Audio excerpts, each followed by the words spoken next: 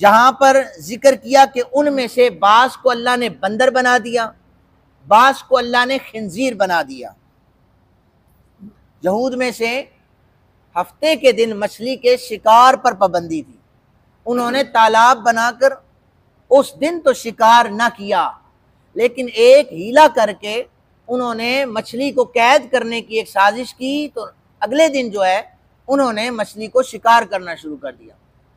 अल्लाह अज़्ज़ा व जल ने उन पर चर्बी को हराम कर दिया।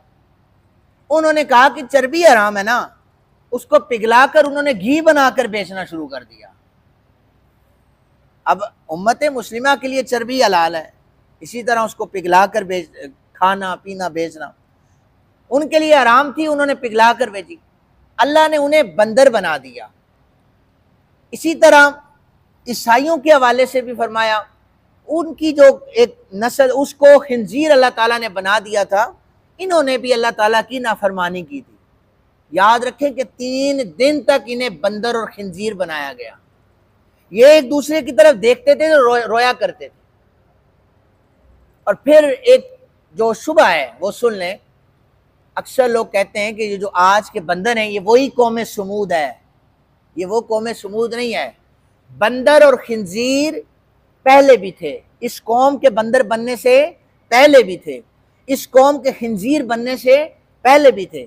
अल्लाह ने चूंकि खिंजीर को ऐसी नापाक मखलूक कहा है, तो जब उन्होंने गुनाह किया अल्लाह ने उन्हें खिंजीर बना दिया।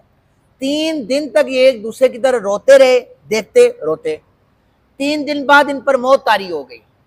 लिहाजा अल्लाह रब्बे जुल जलाल ने उनकी नस्ल आगे नहीं चलाई, चूंकि वो नाफरमान थे और बाद में आने वाले लोगों में फरमा बरदार भी थे। अगर उनकी नस्ल को आगे चलाता तो नस्ल का क्या कसूर था। इसलिए बाकायदा तौर पर सुन लें, मुफस्सिरीन किराम ने, मुहद्दिसीन ने, बाकायदा हदीस मौजूद हैं कि वो जो कौम बंदर और खिंजीर बनी थी उनकी नस्ल आगे नहीं चली। वो 3 दिन के लिए बनी थी, 3 दिन के बाद उन पर मौत तारी हो गई थी। अल्लाह ताला ने उन्हें सिर्फ मसख करके अजाब बताया था लोगों को कि ये मेरी नाफरमान कौम है। उम्मत मोहम्मदिया सल्लल्लाहु अलैहि वसल्लम पर हमारे आका करीम सल्लल्लाहु अलैहि वसल्लम का हम पर एहसान है। अल्लाह ताला ने निस्बतों को कायम रखा हुआ है।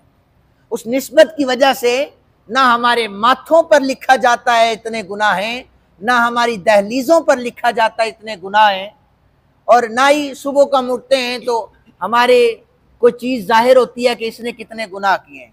ये सिर्फ और सिर्फ सदका है कमली वाले आका करीम सल्लल्लाहु अलैहि वसल्लम।